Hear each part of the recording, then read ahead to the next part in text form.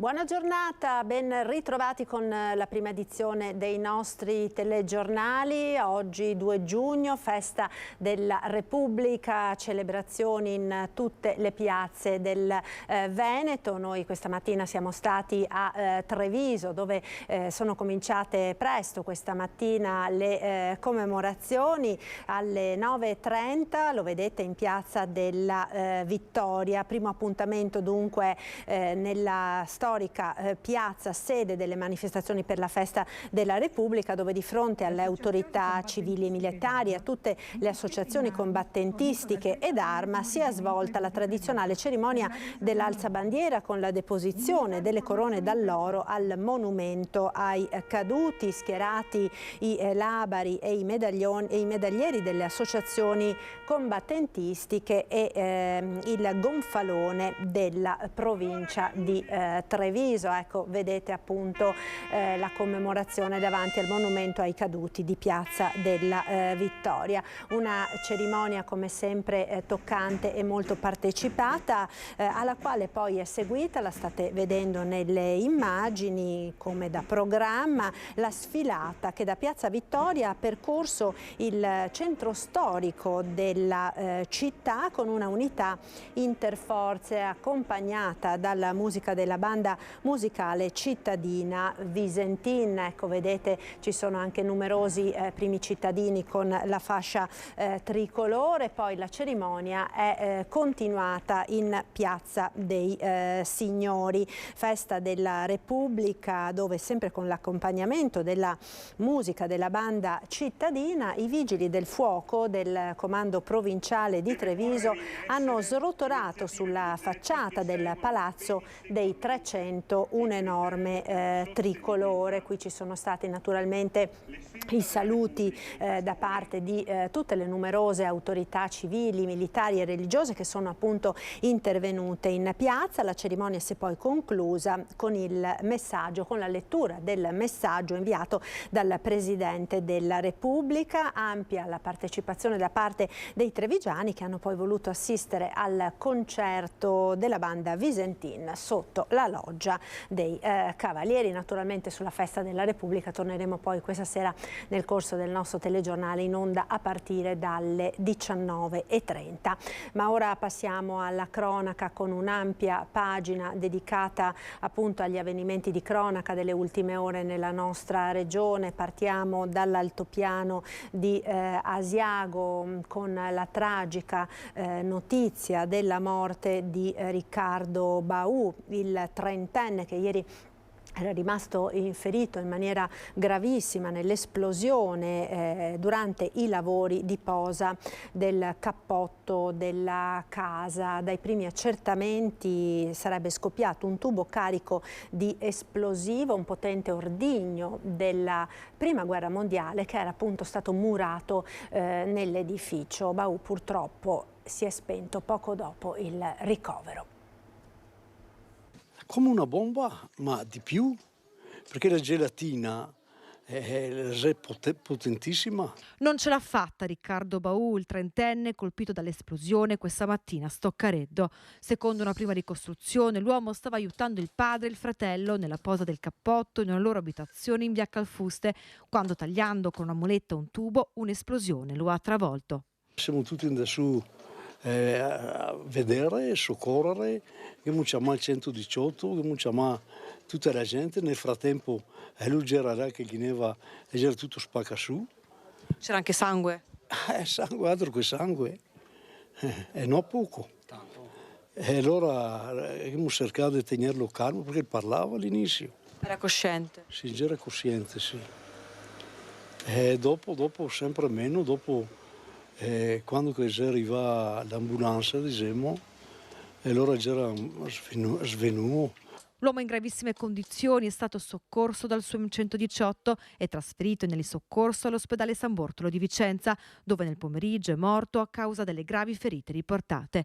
Sul posto i vigili del fuoco, carabinieri e Spisal. In base ai primi accertamenti non sarebbe stata una tubazione ad esplodere, bensì un siluro bangalore, un tubo carico di esplosivo, un potente ordigno della Prima Guerra Mondiale usato nel dopoguerra per armare il cemento. Abbiamo scoperto che dopo questa bomba esplosa ce n'è un'altra simmetrica nell'altro angolo della casa, quindi si rende necessario purtroppo il sequestro di tutte le abitazioni coinvolte, e soprattutto stiamo aspettando adesso, entro breve, gli artificieri per mettere in sicurezza e capire se l'altra bomba, l'altro innesco è altrettanto grave, quindi pericoloso per chi ci abita.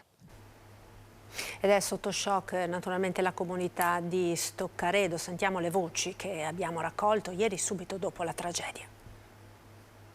Cosa ha sentito? Niente, un grande botto, stavo lavorando dietro casa, ho sentito un grande botto, siamo venuti a vedere io e mio marito, abbiamo visto una nuvola di fumo bianco e basta. Paura? Beh certo, penso come tutti, siamo tutti corsi, ma la roba penso sia un po' grave. Quando l'hai visto l'ultima volta?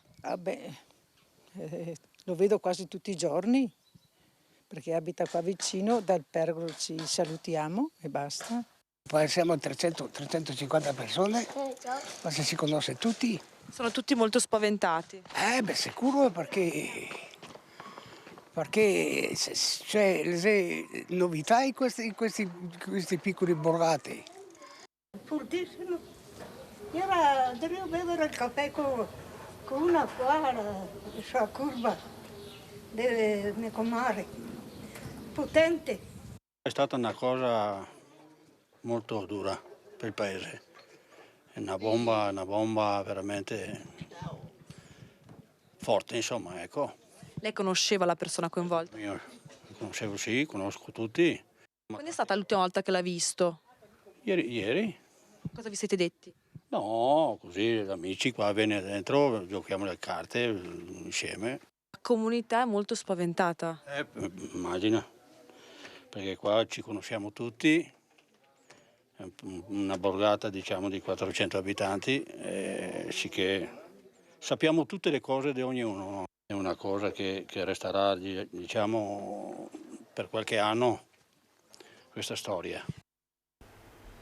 Una notizia di cronaca giudiziaria. Ora la Corte di Cassazione ha confermato ieri sera la condanna a 9 anni e 6 mesi per Massimo Zen, la guardia giurata 52enne di Cittadella, che il 22 aprile del 2017 a Barcon di Vedelago in provincia di Treviso ferì a morte Manuel Maior, 36enne giostraio. Dopo un inseguimento in auto, l'uomo appunto stava scappando dopo aver realizzato dei colpi ad alcuni bancomat. Il ranger della Battistolli aveva già goduto della concessione delle attenuanti generiche e dello sconto per il rito abbreviato in primo grado, pari ad un terzo totale appunto della pena. Secondo l'accusa, quella notte Zen posizionò la sua auto di traverso a Barcon di Vedelago lungo la via al fine appunto di impedire o di rallentare il passaggio della vettura sulla quale viaggiavano i malviventi, autori quella stessa notte di alcuni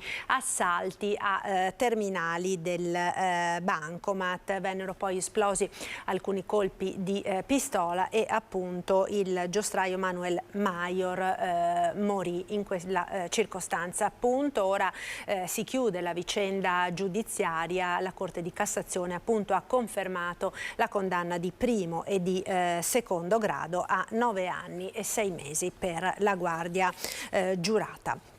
Restiamo in provincia di Treviso, dove emerge un particolare inquietante nel giallo della morte di Anica, la giovane mamma di 4 bambini trovata morta nel Piave 10 giorni fa. Ci sono delle denunce nei confronti dell'ex compagno della donna, che avrebbe appunto minacciato di ucciderla. Sentiamo.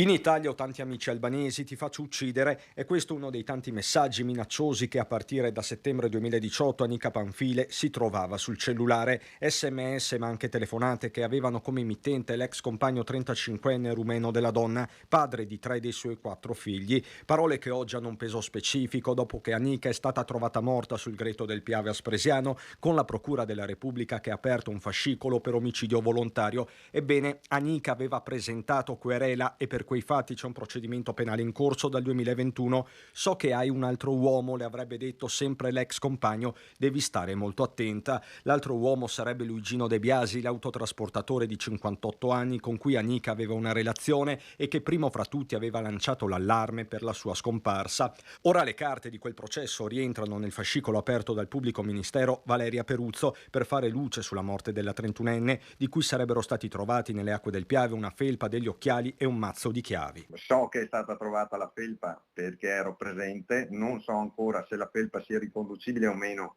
alla signora con certezza. Anche lei, avvocato, è in attesa di capire se ci sono persone iscritte nel registro degli indagati anche per avviare indagini, investigazioni difensive. Certo, l'iscrizione di qualcuno nel registro degli indagati darebbe la possibilità al mio assistito in qualità di parte offesa di poter iniziare anche a capire un po' quello che è successo ed eventualmente, se possibile, potremmo anche vedere di effettuare qualche indagine investigativa nei limiti che ci permette la norma. Non è chiaro dove si trovi in questi giorni l'ex compagno 35enne, arrivato nella Marca subito dopo il ritrovamento del cadavere. Di certo ha visto i figli, come riferito anche da De Biasi. Io le posso solo confermare che so che ha visto i bambini. Non le posso dire se li ha visti nella casa o in altri posti. So che il mio mi ha riferito che ha visto i bambini ed è stato un po' con loro. Altre cose non le saprei dire con precisione. Attualmente voi non sapete dove si trovi il 35enne? No, non lo sappiamo. Immagino, se è stato sentito dalle forze dell'ordine, probabilmente loro sapranno dov'è, ma noi non lo sappiamo. L'omicidio di Elisa Campeol, la Corte d'Assise presieduta dal giudice Yuri De Blasi ha deciso si farà una super perizia su Fabrizio Biscaro, il 36enne accusato dell'omicidio volontario aggravato dalla premeditazione e dalle sevizie. L'uomo il 23 giugno del 2021 uccise Elisa mentre stava prendendo il sole sul Piave all'Isola dei Morti nel comune di Moriago della Battaglia. 13 le coltellate inferte, l'uomo le tagliò anche un orecchio che poi portò ai carabinieri. Un uomo, hanno sempre detto, che non prova nessuna empatia né emozione. Per il pubblico ministero Gabriella Cama, Biscaro è malato di mente, ma la sua condizione non avrebbe inficiato sulla capacità di intendere e volere. L'avvocato Parenti è invece convinta, sulla scorta di una diagnosi definitiva sul suo assistito compilata dai sanitari della casa di cura giudiziaria di Nogara, che il 36enne avrebbe un disturbo che riguarderebbe lo spettro autistico e una forma di schizofrenia. L'affidamento della super perizia sarà per il prossimo 16 di giugno. Ed è ancora ricoverata in gravissime condizioni all'ospedale di Mestre una ragazzina minorenne della provincia di Treviso che è precipitata ieri mattina dal terzo piano del distretto sanitario di via Cappuccina a Mestre. I medici e gli infermieri presenti sono intervenuti immediatamente a soccorrerla. La giovane è ricoverata in prognosi riservata all'ospedale dell'Angelo. L'azienda sanitaria ha subito avviato tutti gli accertamenti necessari a verificare ogni dettaglio di quanto accaduto. Secondo una prima ricostruzione, la giovane, che vive in una comunità, era lì per alcune analisi e sarebbe scappata dalla persona che l'aveva accompagnata. E un'altra tragedia è quella della strada, è quella che si è verificata ieri pomeriggio a Cologna Veneta. Hanno perso la vita due coniugi di 85 e 81 anni che si sono scontrati con la loro auto contro un bus carico di studenti. Spaventoso schianto a Cologna Veneta, in provincia di Verona, nel primo pomeriggio per cause in corso di accertamento. Uno scontro tra un'auto e un autobus ATV nel quale viaggiavano degli studenti. Tragico il bilancio: deceduti due anziani coniugi di Sarego nel Vicentino che viaggiavano a bordo della vettura, e feriti due studenti e l'autista del pullman. I vigili del fuoco sono arrivati da Caldiero e hanno messo in sicurezza i mezzi ed estratto l'autista dell'autobus rimasto incastrato, che è stato stabilizzato e trasferito trasferito in eliambulanza in ospedale a Borgo Trento. Trasferiti in ospedale 2 studenti rimasti feriti. Niente da fare nonostante i soccorsi sanitari per i 2 coniugi ultraottantenni deceduti sul colpo. I carabinieri e la polizia stradale hanno deviato il traffico ed eseguito rilievi del sinistro. Durante le operazioni di soccorso la strada è rimasta bloccata al traffico. Ed un altro gravissimo incidente è quello che si è verificato ieri nel Padovano, a Padova, in via Forlanini, dove a perdere la vita è stata un'anziana investita da un camion della nettezza urbana in retromarcia. La donna era appena entrata nello studio medico, si è accorta di avere dimenticato il cellulare in macchina, è uscita per prenderlo ed è stata travolta. L'impatto, le urla, l'immediata telefonata al 118. Raccontano questo alcuni cittadini di via Forlanini, zona residenziale nell'area di Padova 2000. Mancavano pochi minuti alle 10 quando una donna che viveva in via della Biscia, Shulamit Ginosar, nata in Israele 82 anni fa, ma residente a Padova, è stata investita dal camion della raccolta rifiuti entrato nell'area condominiale in retromarcia. A bordo c'erano 2 persone che subito si sono fermate. Le condizioni dell'anziana sono apparse disperate. Dopo le prime cure sul posto, i sanitari hanno tentato invano il trasporto in ospedale, ma purtroppo per Shulamit Ginosar non c'è stato nulla da fare. In ospedale, in stato di shock, è stato portato anche l'uomo alla guida del camion, un 40enne residente nel Veneziano.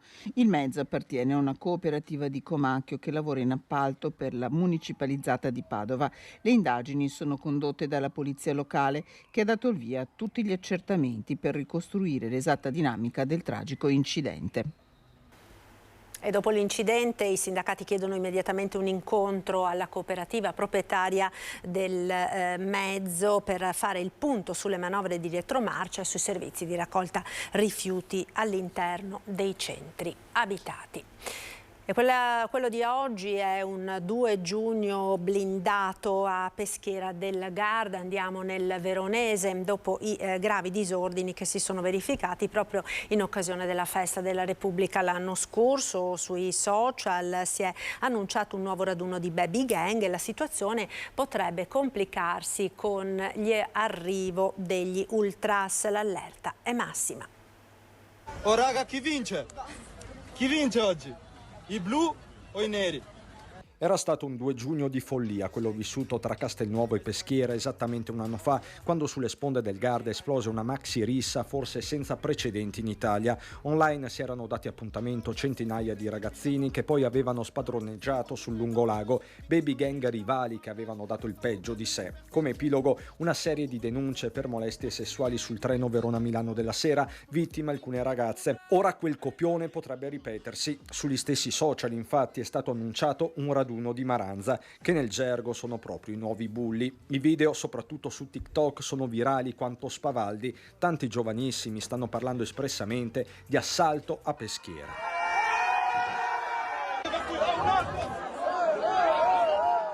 Una sfida di fatto anche alle istituzioni e in particolare al ministro Salvini, che proprio un anno fa aveva lanciato l'idea di estendere l'associazione a delinquere anche ai minorenni. Salvini che sempre su TikTok è intervenuto nelle scorse ore. Se hanno 13, 14, 15 anni non mi interessa, devono essere trattati e puniti come se fossero maggiorenni e mi domando dove sono quelle mamme e quei papà e che educazione abbiamo dato a questi cretini. Lo facesse mio figlio, 2 schiaffoni non glieli risparmierebbe nessuno.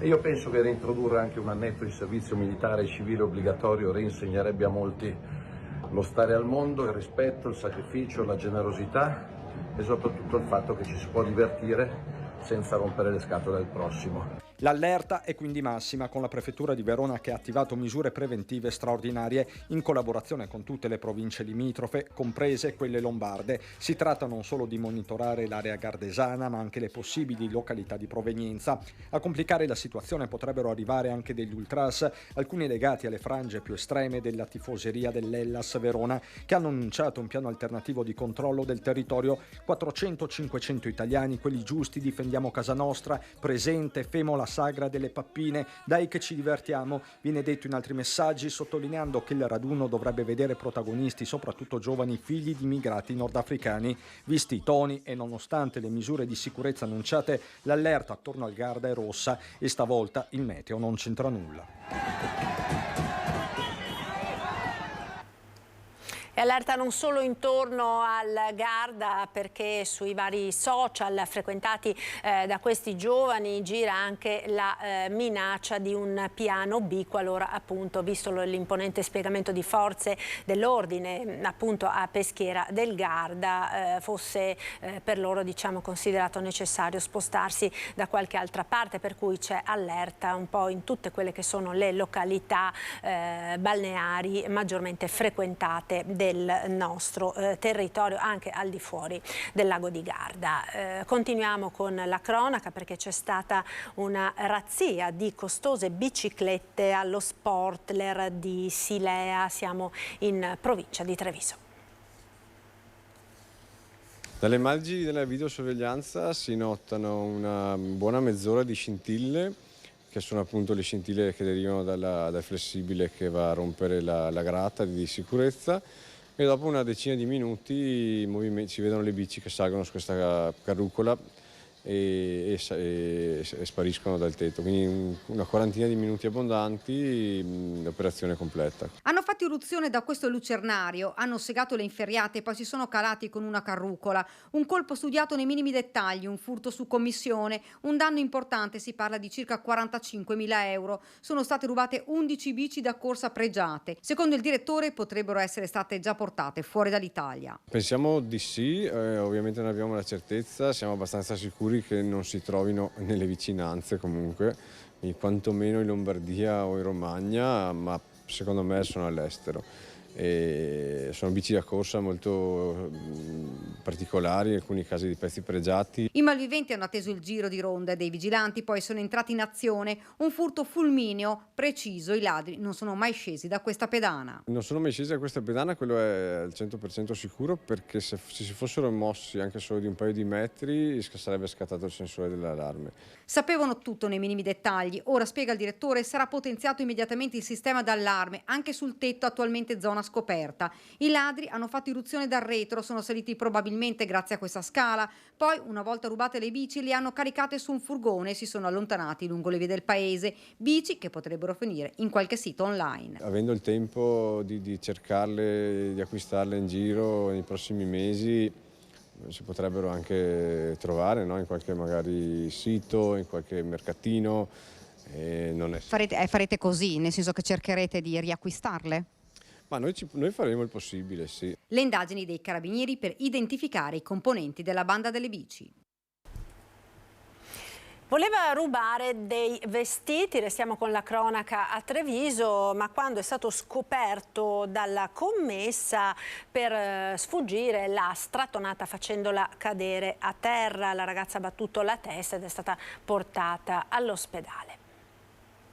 Adesso tutto a posto. È ancora scossa la commessa aggredita da un giovane africano che voleva rubare dei vestiti. È tornata a lavoro, sta meglio, racconta cos'è accaduto quel giorno quando è stata strattonata, tanto da finire a terra. Il ragazzo è entrato nel negozio ed ha infilato la merce sotto la giacca. Voleva uscire con della roba, con della merce. Certo, perché prende i pantaloni e i vestiti, ci vuole pagare, no? Quando è uscito ha suonato l'antitaccheggio, immediatamente la cassiera si è avvicinata. Fra l'altro il ragazzo è stato ripreso dalle telecamere proprio mentre rubava la merce. La dipendente gli ha chiesto di fermarsi e di lasciare i vestiti in un carrello, ma lui l'ha strattonata ed è fuggito. Sul posto sono intervenuti i carabinieri che hanno acquisito le immagini delle telecamere per identificare il giovane. La cassiera non ha avuto bisogno di ricorrere alle cure dei sanitari.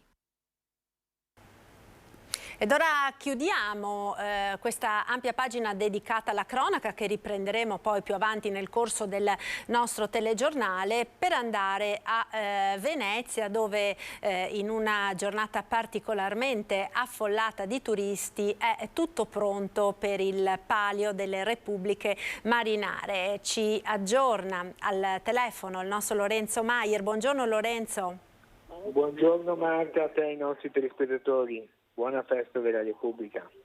Grazie. Allora, come sta andando in questa giornata appunto del 2 giugno, che peraltro insomma è particolarmente affollata di gente in città per il ponte e poi ovviamente per la festa del Palio delle Repubbliche Marinare? Certo, come dicevi giustamente da studio, oggi Venezia si è svegliata presa d'assalto dai turisti, complice anche il meteo che nonostante le previsioni per i prossimi giorni non promettano granché di buono, per ora sta tenendo, quindi è una bella giornata di sole. Qui dal Salone Nautico di Venezia, da dove vi stiamo parlando, il salone è veramente preso oggi d'assalto appunto da migliaia di visitatori. Oggi è una giornata importante perché si apre a 2 giorni dedicata a una tradizione per Venezia, il rito, la tradizione, lo sport del Palio delle Antiche Repubbliche Marinare, che avrà già oggi un suo primo antipasto, diciamo così, una sua prima giornata ricca di appuntamenti, perché il clou della giornata odierna è ovviamente la regata femminile, una novità si può dire, perché questa è la terza edizione in cui si cimentano anche galeoni in rosa, una sperimentazione che è partita 3 edizioni fa con equipaggi misti. Venezia è stata la prima a schierare un galeone tutto femminile. Questa strada è stata poi seguita anche da Pisa e da Genova, che questa sera, nel tardo pomeriggio di oggi, saranno protagonisti con equipaggi femminili, mentre Amalfi avrà un equipaggio misto, un palio di 1000 metri che avrà il suo punto d'arrivo proprio qui all'interno dell'Arsenale, nella porta dell'Arsenale dove si sta svolgendo il Salone Nautico, dove dopo l'arrivo degli equipaggi la partenza è prevista per le 18:45, il percorso di gara è valutato circa in 5 minuti di percorrenza, sarà una bella sfida. Poi ci sarà appunto la presentazione ufficiale anche degli equipaggi maschili, che domani invece in altra cornice daranno vita a quella che è la sfida tradizionale. Palio che torna a Venezia, perché sappiamo essere una competizione che ogni anno cambia sede, viene ospitata da una delle 4 antiche repubbliche marinare, e che per quanto riguarda la gara maschile sarà invece su un percorso diverso di 2000 metri, quindi un percorso ovviamente più lungo, con arrivo alla Salute, anche qui in uno dei punti più scenografici sul Canal Grande della città, e visto che Venezia in questo stesso percorso aveva vinto nel 2019, qui i veneziani si augurano di poter concedere il bis. Non sarà facile, ma al di là di chi vincerà oggi e domani è davvero una grande giornata di sport e di tradizione, perché ricordiamo che il mondo della boga è anche un po' lo sport caratteristico di Venezia, quindi c'è una componente legata alla tradizione e c'è una componente anche legata allo sport, all'attività sportiva, perché questi vogatori, queste vogatrici che si giocano la vittoria in pochi minuti, in realtà a questo appuntamento si stanno preparando da 3-4 mesi, quindi va fatto a tutti un grande applauso, perché è una passione proprio una passione senza altri fini, e quindi è un bel messaggio per lo sport e per Venezia. Senz'altro, quindi un in bocca al lupo naturalmente a tutti gli equipaggi che parteciperanno alle gare, e naturalmente una buona festa a tutti coloro che sono a Venezia proprio per godersi questo spettacolo. Grazie a Lorenzo Maier. Noi ora ci fermiamo per pochi istanti di pubblicità, linea alla regia, subito dopo continuiamo continueremo a parlare del grande afflusso, l'avete sentito appunto dal collega Venezia oggi presa d'assalto, grande flusso di turisti nella nostra regione in occasione del ponte del 2 giugno che di fatto inaugura la stagione estiva. Vedo che abbiamo già i nostri ospiti collegati, li saluto allora prima di andare in pubblicità. Grazie per essere con noi a Massimiliano Schiavon, presidente di Federalberghi del Veneto, buona giornata e benvenuto. Un saluto anche al sindaco di Jesolo, Christopher De Zotti. Buongiorno anche a lei sindaco, grazie. Grazie, allora un attimo di pubblicità, ci rivediamo tra pochissimo, restate con noi.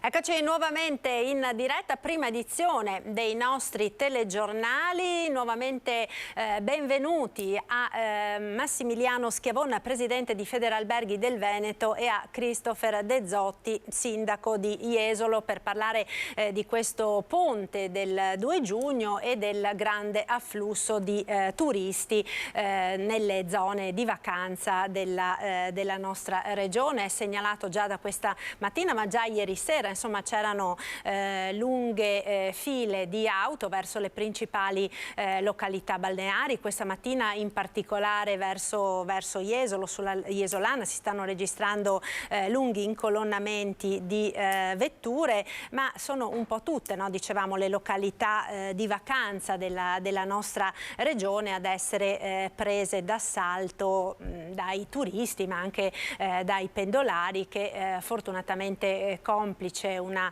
bella giornata, hanno deciso di trascorrere all'aria aperta questa giornata di festa. Peraltro con dei dati anche abbastanza particolari, quelli che stanno, con qualche sorpresa, quelli che stanno emergendo in queste ore, no? Schiavon, mi ha stupito molto il dato delle terme, per esempio. Proprio ieri avete divulgato i dati relativi alle presenze negli hotel, terme che in questo ponte superano tutti, no? Sia il mare che il lago. Sì, intanto buongiorno a tutti, buongiorno a lei e buongiorno anche a chi ci sta seguendo, e un augurio per la festa della Repubblica. È sicuramente un ponte estremamente interessante ad appannaggio del mercato italiano.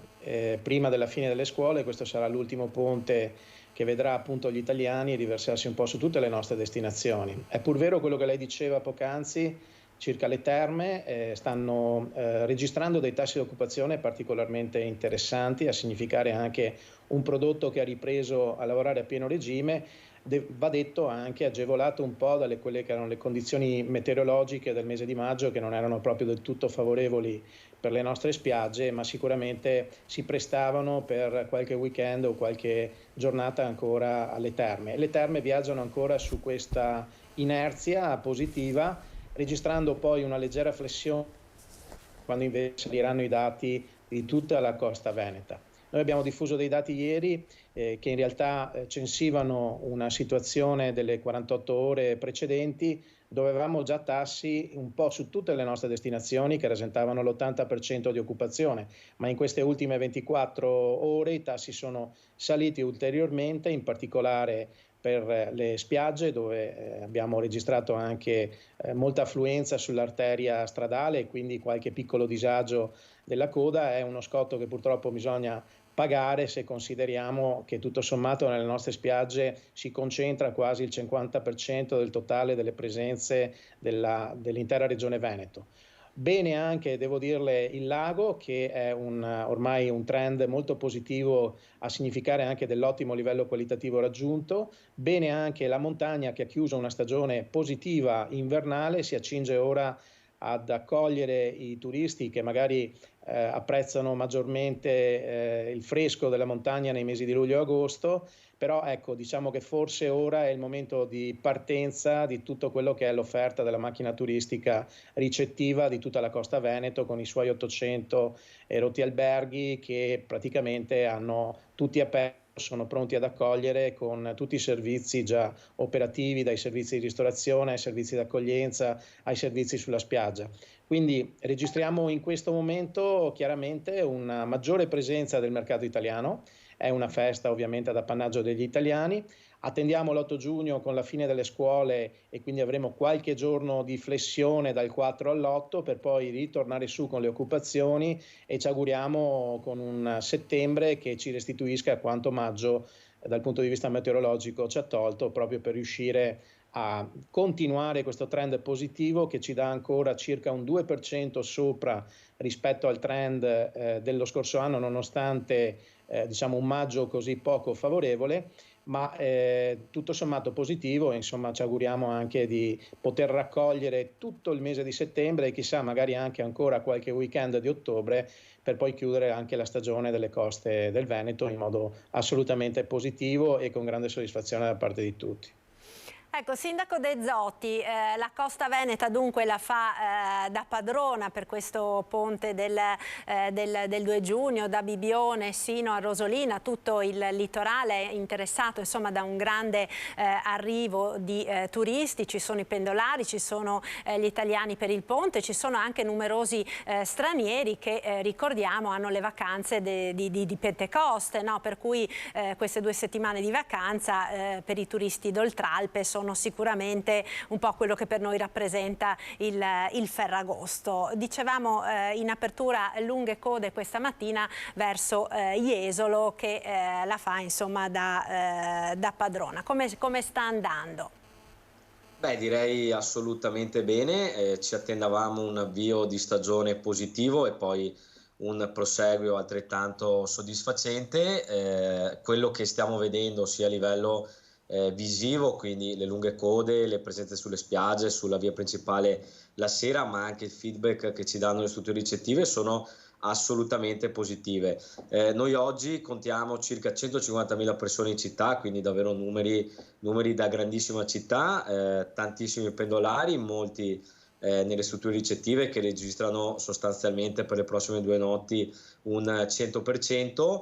È il segnale che la prova Covid è stata ampiamente superata sia dalla Costa Veneta ma poi in particolare dalla città di Jesolo. L'abbiamo già visto l'altro anno che è stata la prima estate quasi normale dopo il Covid. Ora che l'emergenza è completamente finita possiamo dire che appunto la prova che ha messo sotto uno stress test tutto il nostro sistema ricettivo è stata ampiamente superata e quindi soprattutto anche il lavoro che è stato svolto durante quest'inverno e nella seconda parte dell'estate scorsa sul fronte della sicurezza hanno portato i risultati e hanno portato appunto a non compromettere l'immagine della città, ma anzi ad essere percepiti in questo momento come una città in cui, nonostante numeri appunto che sono di 150.000 persone in città, si può tranquillamente venire e trascorrere qualche ora, qualche giorno in assoluto relax.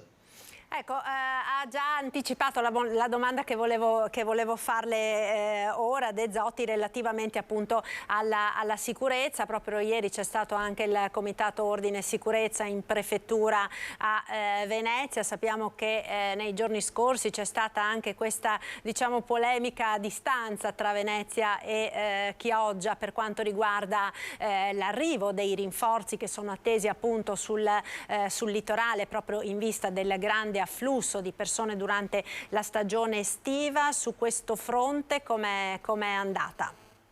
È andata assolutamente bene. Io nei giorni scorsi ho cercato il più possibile di evitare la polemica con la città amica di Chioggia, con il sindaco abbiamo un ottimo rapporto, quindi il tema non era assolutamente quello di contenderci qualche numero di rinforzi, ma era correttamente che ciascuno portasse avanti le proprie legittime richieste. Io mi sono limitato a dire nei giorni scorsi che avevo la massima fiducia nel ruolo del prefetto, del signor prefetto e del questore, nella capacità di interpretare e dare le giuste risposte alle richieste di sicurezza nei territori, e posso dire che dopo la giornata di ieri, in cui a memoria è una delle prime volte in cui i sindaci della costa veneziana vengono adunati tutti assieme in conferenza, in comitato di pubblica sicurezza, possiamo dire che la risposta dello Stato attraverso i suoi organi sul territorio è stata assolutamente positiva.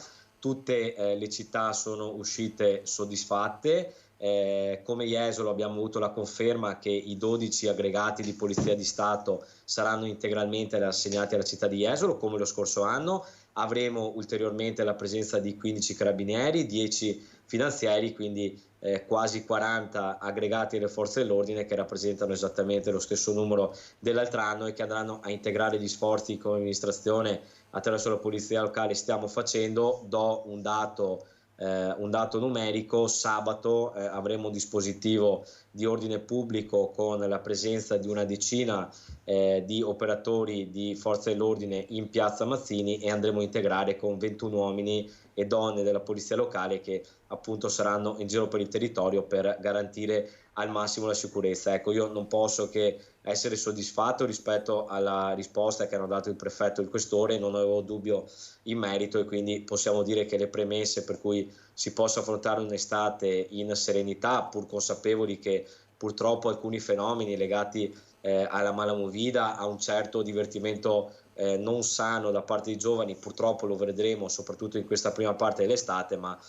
con una presenza adeguata di forze dell'ordine e con le misure e i provvedimenti che abbiamo messo in campo come amministrazione, quindi la regolamentazione degli accessi, la seconda unità cinofila della polizia locale, il divieto di consumo in suolo pubblico di bevande alcoliche e bevande in bottiglie di vetro, tutto assieme possiamo dire che abbiamo fatto un grande lavoro preparatorio che ci permetterà di affrontare un'estate in assoluta sicurezza.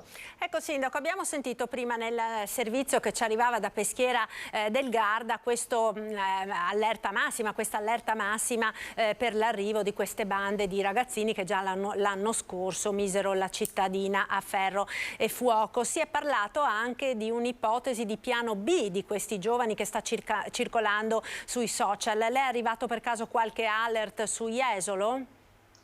Allora, devo dire che nelle interlocuzioni con la Questura ieri abbiamo effettivamente riscontrato un possibile rischio rispetto appunto alla riproposizione dei fatti di Peschiera a Jesolo, quindi è stato attivato da parte della Questura un dispositivo di ordine pubblico, c'è la presenza della squadra mobile di Padova oggi in città, abbiamo integrato come amministrazione attraverso la polizia locale con il controllo di alcuni punti nevralgici, quindi la stazione degli autobus, il McDonald's. In realtà al momento il rischio sembra sia davvero molto marginale perché comunque quella che di solito è un problema per la città, ovvero l'assenza di un trasporto pubblico di massa, quindi l'assenza della stazione dei treni, che per noi di solito è un problema, in questo caso è un vantaggio perché rende molto difficile l'arrivo in massa da parte di giovani che spesso non hanno mezzo proprio e quindi si muovono col trasporto pubblico.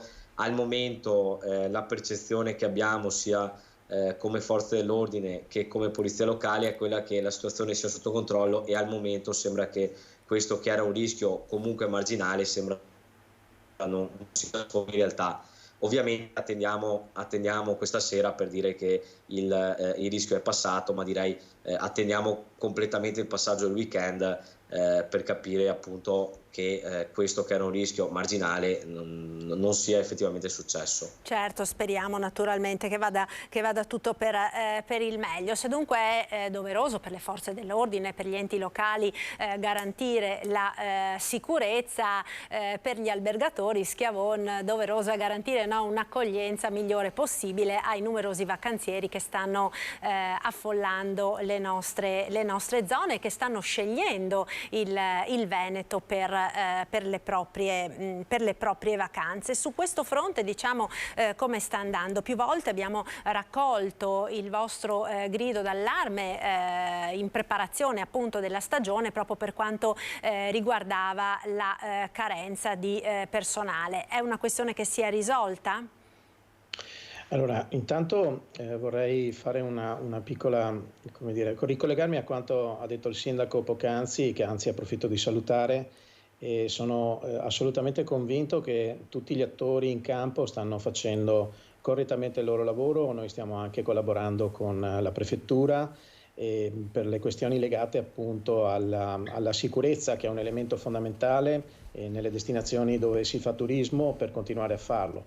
Però da questo punto di vista mi sento anche abbastanza tranquillo come rappresentante di categoria. Il sindaco ha parlato di 150.000 presenze al giorno, ecco, voi capite che sono numeri da città metropolitana, quindi il rischio di alcuni episodi spesso ricopre lo 0,0% del totale delle presenze. Certo, hanno rilevanza sui media in generale, perché vorremmo assolutamente non si verificassero, però sono numeri dove in altre destinazioni o altre città metropolitane sono assolutamente normali, e quindi a volte diventano più eclatanti quando succedono nelle nostre destinazioni fenomeni di questo tipo ai quali non siamo assolutamente abituati. Vengo quindi ora alla sua domanda circa il tema relativo al capitale umano. È un problema, come abbiamo già sottolineato in passato, di natura strutturale. Le avvisaglie le avevamo già avute ben prima dal Covid, ancora nel 2018-2019, di una certa difficoltà a reperire determinate figure professionali. Subito dopo il Covid, il fenomeno è letteralmente esploso, mettendo seriamente in difficoltà gli operatori che erano chiamati a fare investimenti, lo sono tuttora, e ad elevare ulteriormente il livello qualitativo. Noi, per riuscire ad elevare il nostro livello qualitativo, abbiamo assolutamente bisogno di personale, di manodopera qualificata, quindi formata, che sappia interagire con l'ospite, che abbia una conoscenza delle lingue, e questo si è rilevato un grosso problema, soprattutto quando molti dei nostri, anche dei nostri giovani, subito dopo il Covid, hanno preferito rivolgersi ad altri settori, non solo quelli del turismo. Devo dirle però che negli ultimi mesi stiamo leggendo un po', non dico un'inversione di tendenza, perché ancora il fenomeno è significativo e molto grave, però stiamo rilevando un po' un ritorno da altri settori verso il settore del turismo, cosa che prima, subito dopo il Covid, era esattamente in senso contrario. Vedevamo una sorta di emorragia dal turismo verso il settore manifatturiero, verso il settore dei trasporti, verso altri settori. Adesso leggiamo qualche piccolo segnale di ritorno al nostro comparto, e questo ci deve dare un po' la forza di affrontare il tema in maniera strutturale. Però non possiamo ritenere che tutto si risolva da solo. Abbiamo bisogno di sederci a un tavolo con le rappresentanze sindacali, ma anche con il governo, per cercare di rendere non solo più attrattivo il settore portante dell'economia del nostro paese, non solo della nostra regione, ma per renderlo anche uno strumento più flessibile, che riesca a trarre nuovamente i ragazzi verso quello che ha costituito per le generazioni passate un elemento non solo di crescita professionale, ma anche di crescita personale. Poi dopo ognuno chiaramente è libero nella sua carriera di fare scelte in altri settori, però ritengo che l'esperienza che i nostri giovani possono fare nel turismo sia ancora un'esperienza che non vada letta solo dal punto di vista economico, che certo è un elemento importante sul quale io credo si possa fare ancora qualcosa, ma sia anche un elemento assolutamente di crescita personale, che aiuta un po' a maturare, a entrare in relazione con anche turisti provenienti da altri paesi. Questo ti consente di avere un'apertura mentale poi per essere applicata anche in altri comparti. Quindi non va tutto male, e questo va detto anche in termini di comunicazione. Ci sono anche degli esempi assolutamente positivi di molte aziende che hanno cominciato a mettere in campo degli strumenti di welfare, degli strumenti di integrazione salariale, di miglioramento anche delle condizioni di ospitalità rispetto, a quello che avveniva al passato. Ricordiamo che però il mio settore, che è quello ricettivo alberghiero, molto spesso è uno dei settori che però offre sia le condizioni di vitto e alloggio, quindi consente di ottimizzare anche tutta la parte dei ricavi delle persone che vengono a fare la stagione nelle spiagge del nostro Veneto. Insomma, c'è sicuramente molto lavoro da fare.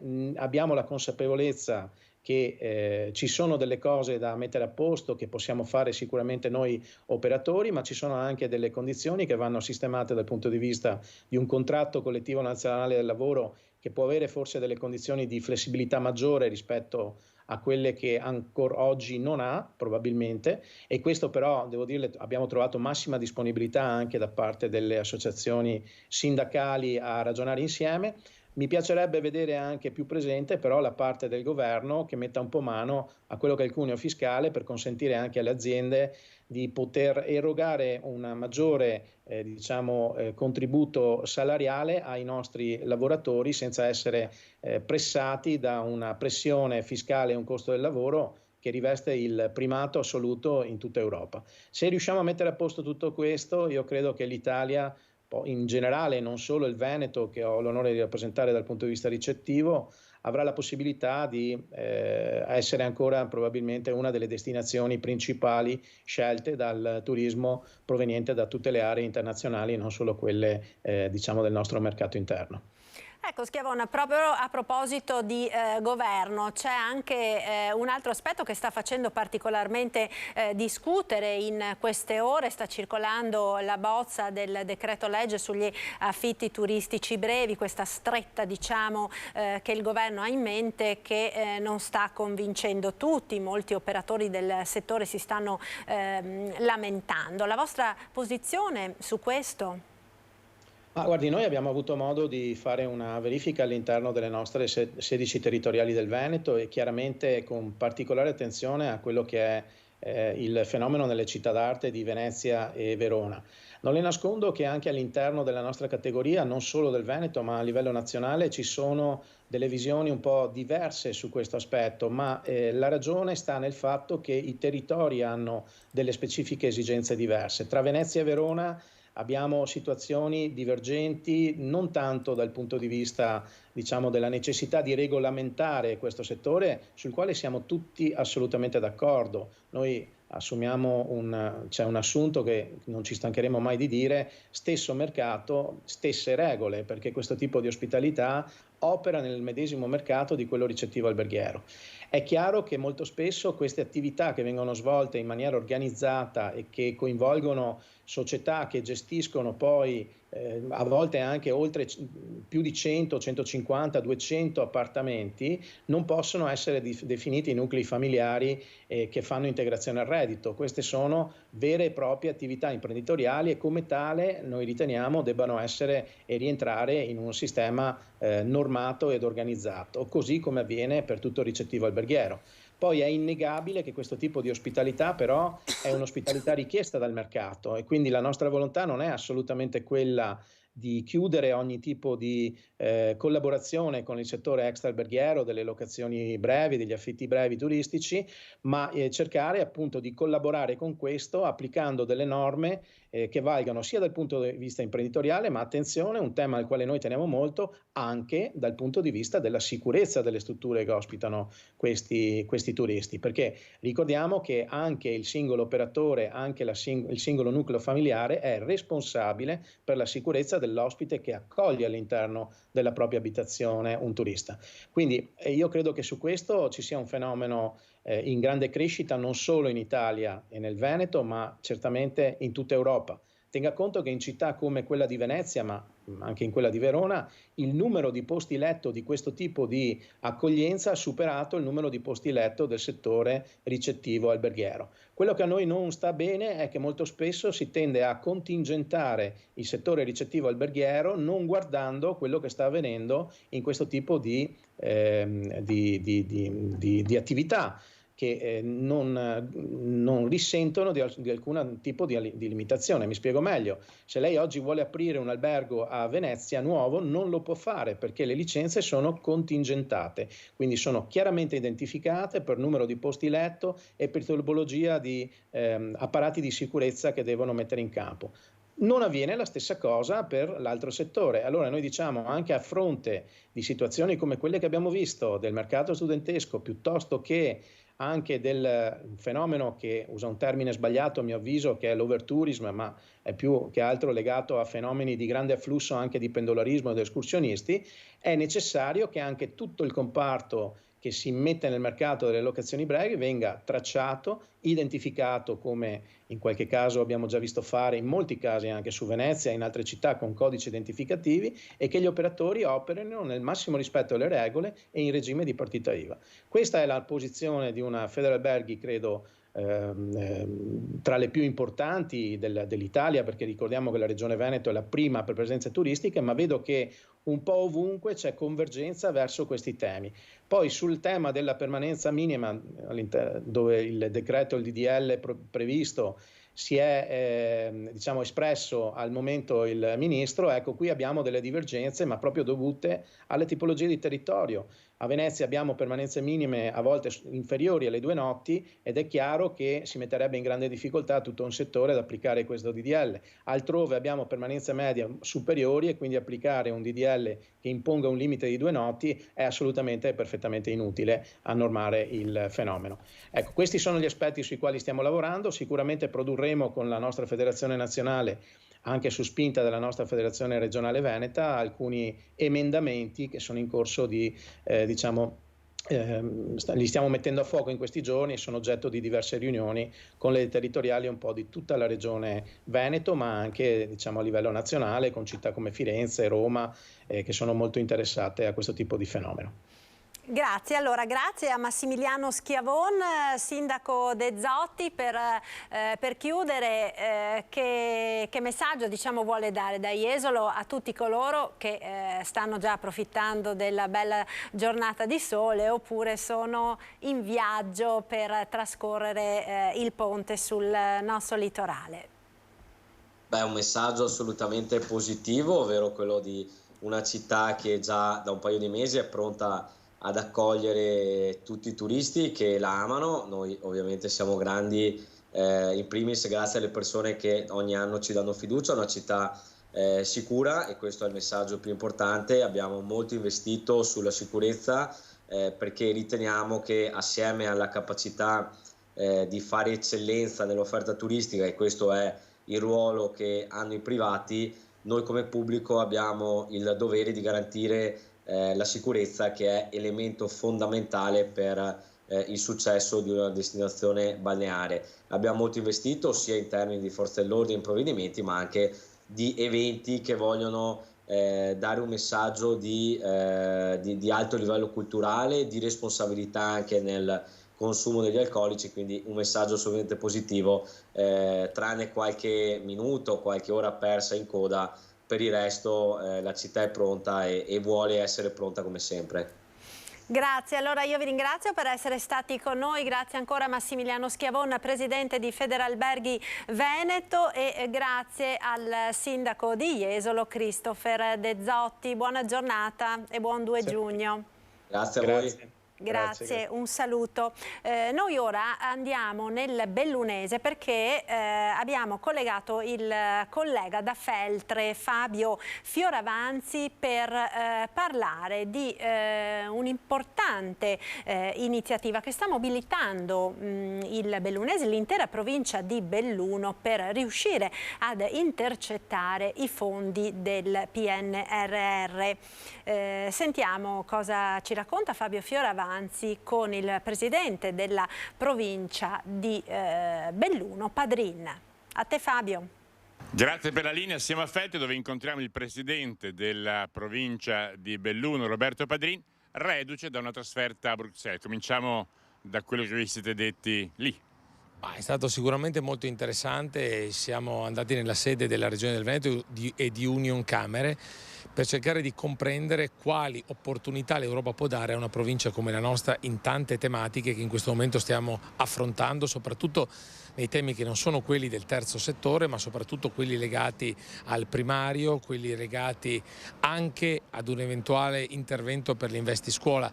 È stata sicuramente molto interessante. Poi abbiamo fatto una visita al Parlamento europeo per capire anche le dinamiche, cosa fa il Parlamento europeo. Quindi devo dire che l'interesse è stato tanto. Adesso lo concretizzeremo creando un tavolo con la provincia, col consorzio BIM, con i due galli, i comuni di Belluno e Feltre, per cercare di condividere un progetto che poi noi presentiamo attraverso l'interlocutore Regione Veneto e Union Camere per cercare di intercettare dei finanziamenti.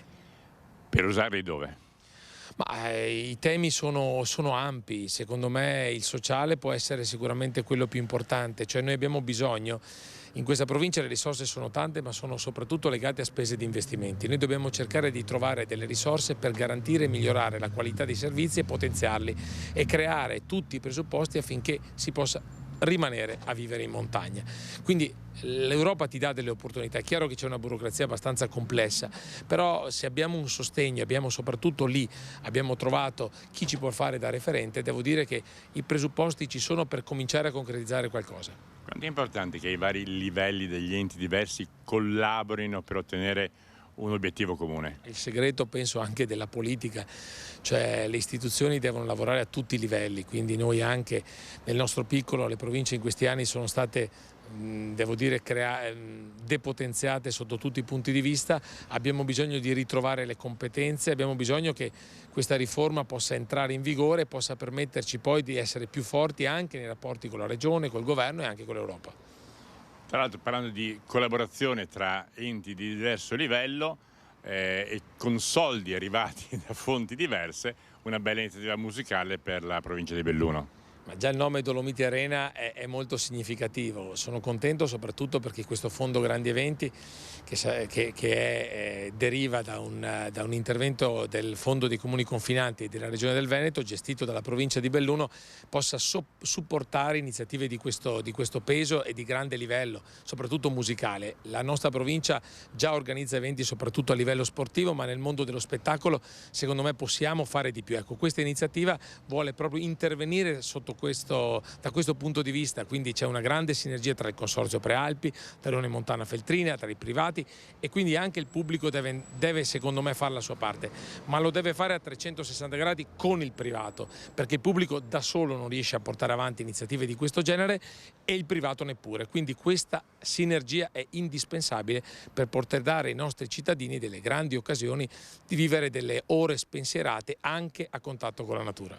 Detto che saranno concerti dove non si pagherà il biglietto, comunque c'è un investimento pubblico importante e si parla di 150.000 euro. Ma l'intervento è complessivo di 150.000 euro, il Fondo Grandi Eventi ne mette un centinaio, ma devo dire che è stato fatto anche questo un po' per potenziare quelle che sono iniziative legate alla Val Belluna, nel senso che noi siamo intervenuti in maniera consistente per il Giro d'Italia, per le iniziative legate a Cortina, quindi c'è bisogno anche un po' di riequilibrare per coinvolgere tutto il territorio bellunese in questo fondo che dura 2 anni e che è una grandissima, secondo me, valvola di sfogo che può permettere ai privati e anche al pubblico di poter vivere dei momenti così significativi. Siccome io ho poca memoria, le date e i luoghi li leggo, lei se li ricorda?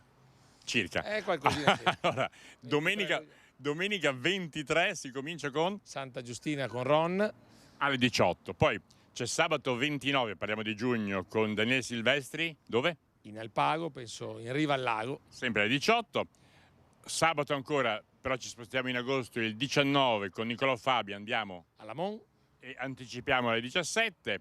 Poi invece il sabato 26 l'orario cambia un pochino. Sì, a mezzogiorno ci troveremo in Nevegal con Rafael Gualazzi, anche questo è un evento si fa una piccola passeggiata, poi si può assistere al concerto e poi vediamo cosa può succedere nel corso della giornata. Feltre, luogo a destinarsi, si parla di Palermo, ma non si decide ancora. Lo stato sociale domenica 27 agosto e si torna alle 17, un programma direi molto bello. Sì, molto bello, di qualità, con dei cantautori che penso hanno scritto delle pagine della storia della musica italiana, quindi vi invito veramente tutti a venire a partecipare. Mi fanno segno, dobbiamo chiudere. Lei a quanti appuntamenti partecipa personalmente? Spero a tutti. Grazie per la linea, da Feltre è tutto, buon proseguimento di trasmissione. Grazie a Fabio Fioravanti, al presidente della provincia di Belluno Padrin, per questo collegamento. Noi ora proseguiamo il nostro telegiornale con il prossimo approfondimento per parlare di Piave, del fiume Piave, delle sue bellezze e delle sue problematiche. Ringrazio per essere intervenuta qui con noi in studio Paola Roma, sindaca di Ponte di Piave. Buongiorno. e grazie per essere con noi. In collegamento abbiamo invece la sindaca di Crocetta del Montello, Marianella Tormena, che si trova appunto sulle Grave di Ciano, che vediamo alle sue spalle, dove quest'oggi è in programma una grande manifestazione, Grave in Festa, che interesseranno tutto l'arco della giornata. Si è partiti questa mattina alle 5, no, sindaca, e si andrà avanti fino a sera. Una festa per sottolineare che cosa? Per sottolineare la bellezza e la validità in questo ambito del posto, cioè delle Grave di Ciano. Abbiamo fatto un concerto alle 5 stamattina con l'Alba, indimenticabile. Poi ci sono state alcune passeggiate perché proprio in questi giorni da domenica fioriscono le orchidee, ce ne sono di 10 tipi e quindi ci sono delle passeggiate guidate per poterle conoscere e visitare nel rispetto dell'ambiente. Poi abbiamo fatto una passeggiata con la Lilt, adesso si mangia, gli altri mangiano. E più tardi ci sono degli eventi per i bambini, poi ci saranno gli astrofili sia per quanto riguarda l'osservazione del sole, perché questo posto essendo così ampio si presta bene, che le stelle, e in mezzo una passeggiata sensoriale al tramonto. Ecco, un'iniziativa quindi per sottolineare dal punto di vista naturalistico, diciamo, quella che è la bellezza di questo luogo, e qui entriamo nel vivo, insomma, della questione, perché sappiamo che la questione appunto della costruzione delle casse di espansione del fiume Piave sulle Grave di Ciano appunto è al centro di un contenzioso non da poco, che peraltro contenzioso che sta, come dire, opponendo due comuni, opponendo tra virgolette, insomma, chi si trova a monte come appunto Crocetta del Montello e chi si trova a valle come appunto Ponte di Piave, no? Sì, beh, intanto saluto la collega Marianella Tormena. Allora, ciao Marianella, sempre chiaro per noi è rimasto un punto centrale, che chiaramente l'incolumità dei cittadini, l'incolumità pubblica è l'obiettivo fondamentale di tutti quanti, e sicuramente chi ha le competenze per decidere è colui che appunto deve porre in essere tutte quelle che sono gli interventi necessari. Sicuramente il fiume Piave, fiume sacro alla patria, ha la necessità di avere degli interventi ovviamente di una serie di tipologie. Io parlo rispetto anche a un ultimo intervento che è stato fatto anche dal RFI, coordinato con il Genio Civile, anche rispetto ai piloni che abbiamo nel ponte, a Ponte di Piave, tra i due ponti, in particolare quello ferroviario, dove si andavano sostanziamente ad impilare anche una serie di alberature, situazione che poteva portare sicuramente a una grossa problematica anche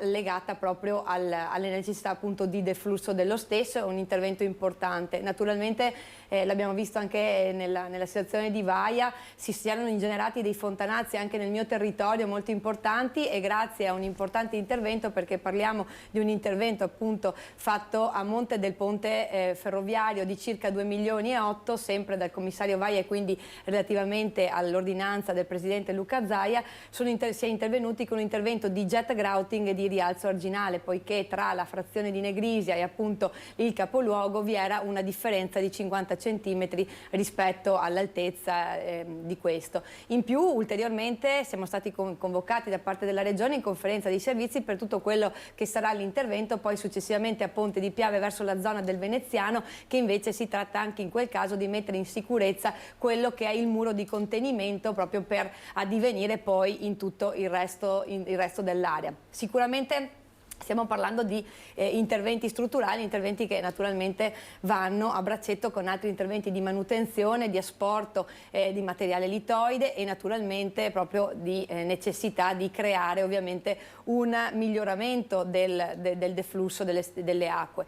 Chiaramente, ripeto, un'ulteriore importante iniziativa che ritengo sia importante sottolineare sia quella della Regione del Veneto, unitamente al Ministero dell'Ambiente, in particolare all'autorità l'autorità di bacino relativamente ai ragazzi e anche al conoscere il Piave stesso. Si chiama infatti Io, tu, noi, il Piave, e vede i ragazzi non solo conoscere il loro ambiente, ma soprattutto conoscere anche le insidie del fiume Piave, perché come insomma è stato noto alla cronaca, abbiamo avuto degli episodi in cui dei ragazzi, gettandosi proprio all'interno proprio per fare il bagno, non hanno saputo riconoscere poi le insidie che si sono situate all'interno del fiume, e chiaramente questo credo che sia stato un'importante progettualità che sta vedendo appunto anche le nostre scuole coinvolte, e credo e ritengo sia fondamentale, perché va anche attraverso la loro sicurezza tutta un'azione di tutela e anche di rispetto. Non di meno insomma anche l'iniziativa di Savno, che va proprio nella situazione di togliere anche tutti quei rifiuti di persone che naturalmente, perché si parla di ambiente naturale, appunto ambiente che lasciamo anche alle future generazioni, ma con un rispetto di chi viene nel portare via i rifiuti, e naturalmente non lasciare poi ai comuni in cui rimangono ovviamente tutta questa situazione da dover anche intervenire sotto un profilo ambientale, perché ripeto, le bellezze vanno anche rispettate sotto questo profilo, e pertanto insomma ritengo che diverse siano le iniziative anche portate avanti dalle nostre partecipate. Certo, e su questo non c'è dubbio, poi magari su questi altri aspetti ci ritorniamo anche dopo. Ma per quanto riguarda nello specifico, Sindaca Tormena, per quanto riguarda nello specifico quelli che sono gli aspetti proprio di salvaguardia dalle alluvioni, si è tornato ovviamente a parlare molto di questo progetto sulle Grave di Ciano, purtroppo dopo quanto è accaduto in Emilia-Romagna, no? Ed abbiamo visto la tragedia, insomma il dramma che si sia consumato in quelle terre. Perché secondo voi questo progetto non sa da fare? Beh, allora, premesso che se dovessimo guardare quello che è successo in Emilia-Romagna, dove sono straripati 23 fiumi e dove parliamo di volumi di invaso che nessuna cassa di laminazione può contenere, questo ce lo dicono gli esperti, non lo dico certo io, ce lo dicono i professori di idraulica. Il volume d'acqua che si è riversato in Emilia-Romagna con 2 alluvioni a distanza di 15 giorni l'uno dall'altro non è contenibile in nessuna maniera, quindi in realtà stiamo creando un parallelismo che non è molto corretto. Comunque, questo ha rilanciato di fatto l'argomento sulla sicurezza idraulica del fiume Piave. Abbiamo avuto modo di dire tante volte. Il ragionamento, al di là di essere complesso, perché complesso è il Piave ormai nella sua antropizzazione, di fatto richiede interventi che sono sicuramente, come ha giustamente detto Paola, alla foce, quindi fare in modo che l'acqua defluisca più velocemente. Altrettanto, questo non lo dico io, lo dicono gli studi e lo dice lo stesso PS dell'autorità di bacino, almeno il penultimo, dove si era fatta un'analisi molto più approfondita e discorsiva di quelli che sono gli interventi. Andranno sicuramente liberati i bacini di montagna, che ora sono ormai ridotti in alcuni casi al 10%. Se il 90% di quei volumi è interrato, si possono liberare quelli, e se c'è bisogno di contenimento prima di distruggere il territorio del medio Piave. Dall'altra parte si ritiene anche che se debba essere in quest'ottica che va oltre quella che è la necessità o così l'immediatezza dei comuni. Io credo che in realtà dovremmo metterci tutti assieme e ragionare su quella che è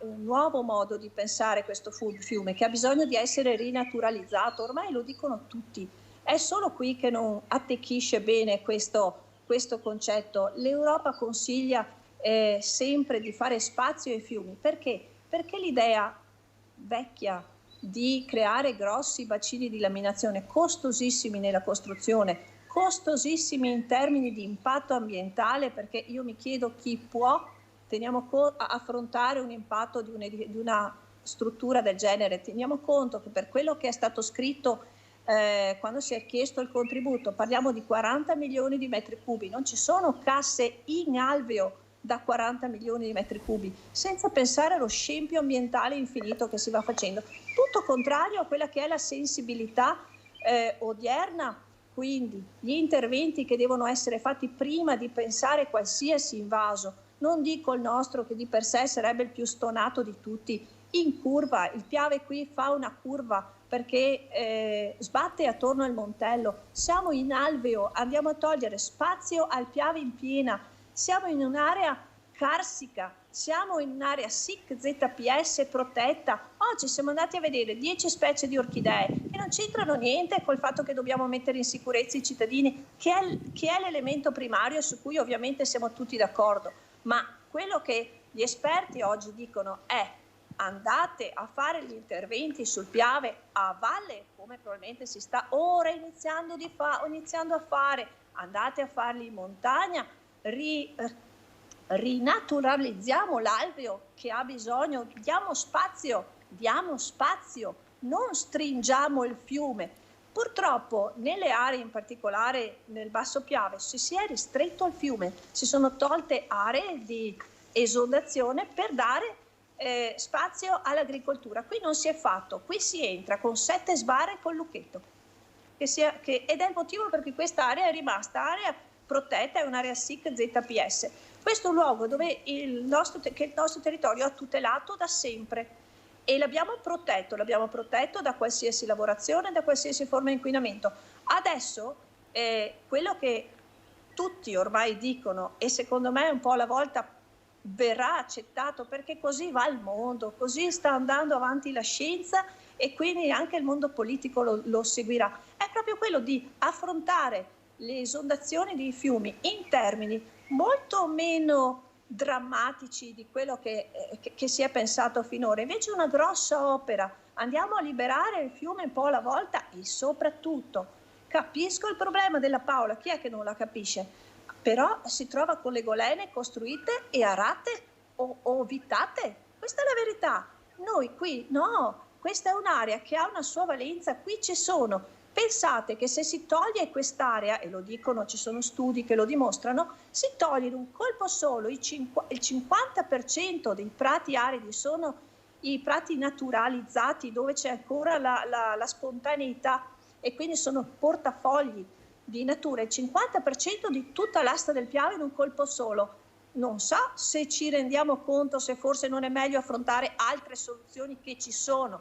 Altre soluzioni significa prendere in mano la parte di valle, come probabilmente si sta facendo, prendere anche quella di montagna, perché di fatto i bacini sono interrati e lo capiamo tutti, basta semplicemente prendere la macchina e andare su, anche uno che non capisce, e cercare di rendere più scorrevole il fiume, ma soprattutto dargli spazio, perché quando ha le piene ha bisogno di spazio. Questa da sola è una cassa così com'è, così come la vedete oggi.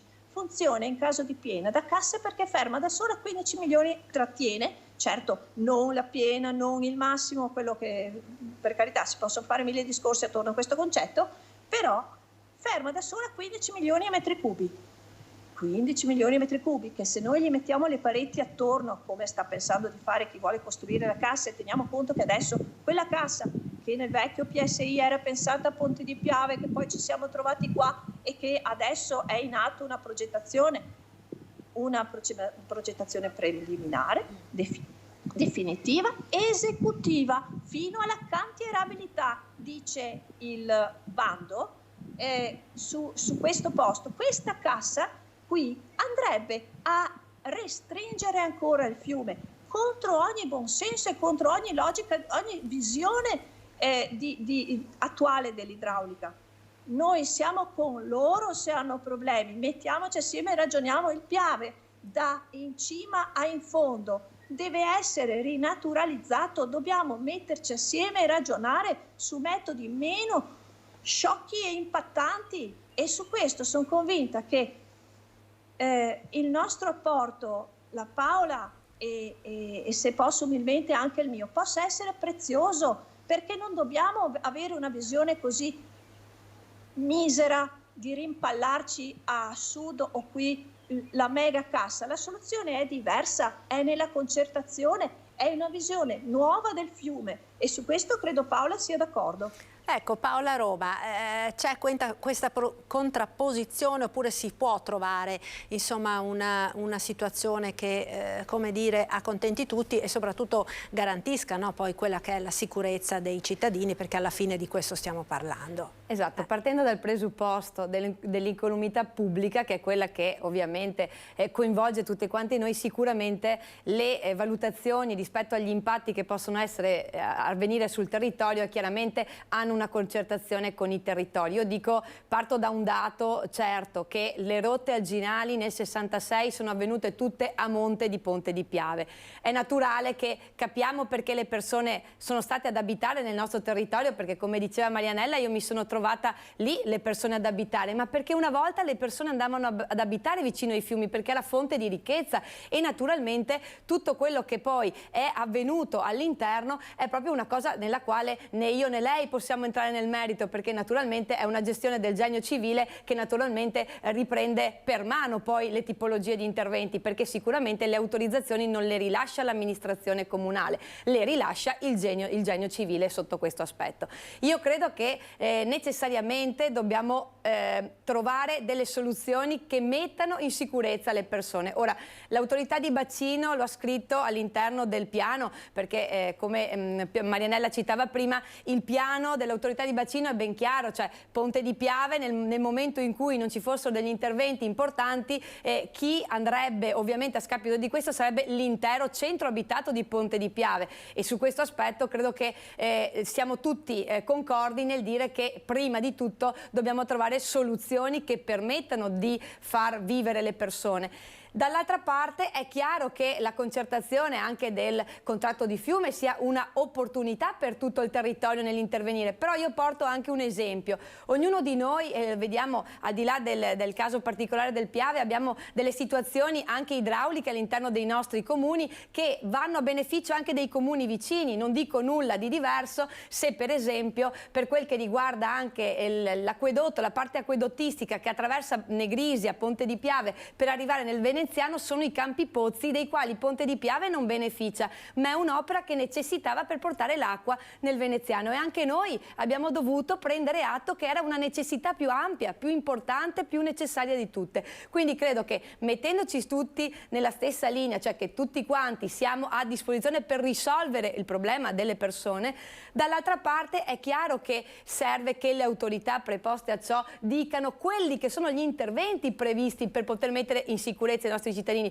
perché né io né tantomeno Marianella, sulla base di quello che siamo stati chiamati nel nostro mandato, non vogliamo andare incontro a dover rispondere di aver sotteso in una insicurezza della popolazione. Quindi credo che questo sia ben noto a tutti quanti. Sulle modalità di intervento è chiaro che chi ovviamente ha il compito di decidere e di prendere delle decisioni, perché ognuno risponde per le proprie parole, per quello che fa e per le azioni che compie, e quindi trovo corretto che ognuno che ha la responsabilità per la sua parte faccia il massimo per garantire gli interventi in sicurezza. Ripeto, non è sicuramente una questione rivolta al sindaco Marianella o al sindaco Paola, è una questione rivolta più in generale a un intervento di messa in sicurezza, è un intervento strutturale che il fiume Piave merita, ma lo merita da tantissimi anni, perché è un fiume certamente sacro alla patria, ma che merita gli interventi di cui c'è la necessità. È chiaro che non è solamente un intervento legato ovviamente a un bacino di laminazione, è una serie di interventi che, ripeto, io parlo anche per il nostro territorio, si stanno anche facendo, anche legati, non voglio neanche pensare a ciò che poteva capitare nel momento in cui anche i tronchi si fermassero dal ponte ferroviario e tornassero indietro, con un effetto che naturalmente avrebbe creato problematiche importanti alla popolazione, ma ripeto, mettersi chiaramente ognuno per la propria parte per trovare delle soluzioni è fondamentalmente necessario. Lo vediamo anche in situazioni in cui abbiamo criticità idrauliche anche legate alla nostra rete eventualmente secondaria, e ogni comune ha le proprie. Ci sono ovviamente territori che attraverso delle opere di laminazione servono per non mandare sotto acqua il territorio vicino, ma questo è in una sussidiarietà, è un intervento solidaristico che tutti quanti noi dobbiamo porre in essere.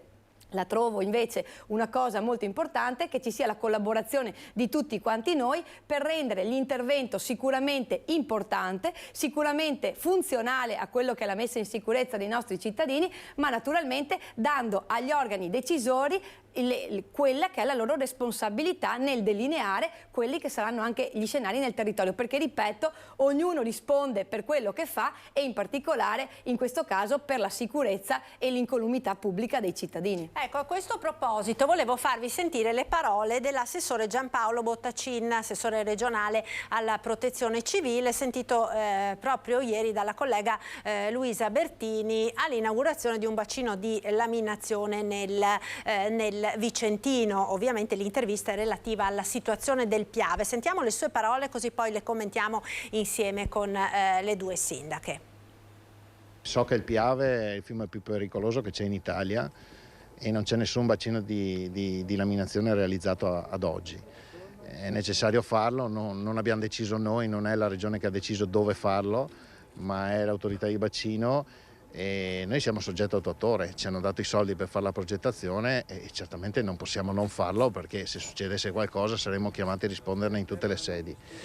Abbiamo avviato la progettazione e ci è stata contestata presso il Tribunale Superiore delle Acque Pubbliche questo avvio di progettazione, poi si esprimeranno i tribunali. Io quello che dico è che sul Piave, come su tutti gli altri corsi d'acqua, è necessario intervenire per garantire la sicurezza dei cittadini e il Piave è uno dei fiumi, anzi il fiume più pericoloso in Italia, perché nel 66 è arrivato a quasi 5.000 metri cubi al secondo di portata e invece con Vaia, quando l'abbiamo visto tutti al massimo in piena, ne portava la metà. Quindi c'è un'altra metà di acqua che bisogna trovare da sistemare con una sistemazione temporanea per alcune ore quando il Piave arriva a quei livelli là. E non è poi così scontato pensare che tanto non capiterà. Capiterà perché è già capitato, è capitato nel 2018, è capitato nel 2019 con l'acqua granda, che il Piave sia tornato in piena, e può capitare ancora, anzi potrebbe capitare quello che è successo nel 66. Se non c'è un bacino di laminazione, uno o più bacini di laminazione, evidentemente il Piave fa la stessa cosa che ha fatto nel 66, cioè esce procurando dei danni enormi, molto maggiori rispetto a quelli del 66. Questo è un dato oggettivo. Dopodiché io ho sempre detto a chi si oppone: se mi date una soluzione idraulica, ma calcoli alla mano però, che mi dimostri che quei 2.500 metri cubi o anche 2.000 metri cubi di portata il Piave non riesce a esitare, mi dite dove vengono sistemati temporaneamente, per carità, sono aperto e sto aspettando da anni questa soluzione alternativa. Dico anche un'altra cosa, ci possiamo guardare attorno e il bacino di laminazione vuol dire argini, non si vedono neanche gli argini, no? Sono intera battuta.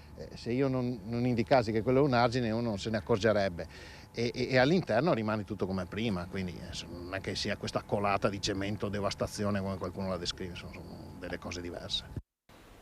Ecco, queste allora le parole dell'assessore Bottacin. Abbiamo veramente 1 minuto, 30 secondi a testa allora per le vostre considerazioni. Sindaca Tormena. Sì, è una visione che vede come unica soluzione sempre solo casse. Solo accumulare l'acqua. Teniamo conto che la si fa escavando 1/3 di un paese e la si fa realizzando mura di cemento che vengono ricoperte di terra che probabilmente il Piave dubito riesca a non portare via con sé, creando uno scempio infinito, e questo l'hanno capito ormai anche i muri. Le casse di laminazione a cui si riferisce l'assessore sono fatte in area agricola, fuori dell'alveo del Piave, non togliendo spazio al fiume stesso, per cui tantomeno in un'area carsica come questa siamo nel posto sbagliato col metodo sbagliato, a mio modo di vedere. E quella cassa che forse adesso non so dove era, ma sicuramente è almeno 1/10 del volume che stanno proponendo qua. Quindi di cosa stiamo parlando? Teniamo conto che, come abbiamo detto prima, in Emilia-Romagna potevano fare tutte le casse che volevano, che sotto acqua Poretti. Però il problema qual è? Il problema è Aspetti, la devo interrompere, sindaca, perché dobbiamo chiudere tra pochissimo. Un flash anche a lei, Roma, sulle parole dell'assessore Bottacin, e poi devo chiudere. Io chiedo semplicemente una cosa che penso che sia la più necessaria per tutti quanti, che ci sia come priorità l'incolumità pubblica. Da lì ognuno di noi farà il proprio corso per cercare di dare una mano per mettere in sicurezza persone che soprattutto sono le questioni che a noi interessano di più, perché siamo chiamati a rispondere personalmente per tutto quello che facciamo, anche contrario rispetto a quello che significa non mettere in sicurezza le persone. Grazie, allora io vi devo salutare, sicuramente è un tema molto caldo sul quale avremo modo altre volte ancora di tornare a parlare. Grazie a Marianella Tormena, sindaca di Crocetta del Montello, e grazie a Paola Roma, sindaca di Ponte di Piave. Naturalmente grazie anche a tutti voi telespettatori per averci seguito. La prima edizione termina qui, vi lascio alle previsioni del tempo per le prossime ore. Arrivederci.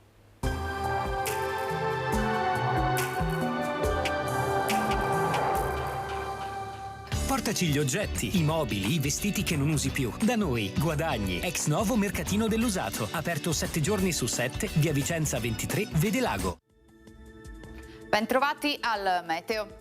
Festa della Repubblica, tempo buono ma atmosfera a tratti instabile sul nostro territorio. Vediamo il dettaglio dunque di venerdì 2 giugno. Sul Veneto sarà soleggiato ovunque. Nella seconda metà di giornata nuvolosità in aumento. Assisteremo nelle ore più calde allo sviluppo di locali rovesci o temporali, specialmente in prossimità dei rilievi. Temperature stazionarie, minime tra 15 e 20 gradi, massime tra i 26 e i 29 all'incirca. Spostiamoci ora sul Friuli Venezia Giulia, anche qui tanto sole inizialmente, maggiore nuvolosità sulle Alpi e sulle Prealpi, dove già dalla tarda mattinata saranno probabili rovesci o temporali a carattere sparso. Temperature minime sui 17-18 gradi, massime intorno ai 26-28 gradi. Infine diamo uno sguardo al Trentino Alto Adige, dove avremo condizioni non del tutto stabili, come ci mostra la grafica. Sole al mattino, a seguire fenomeni temporaleschi. Temperature minime intorno ai 16-17 gradi, massime sui 27-29 gradi all'incirca. Dal meteo è tutto, vi auguro un buon proseguimento in nostra compagnia.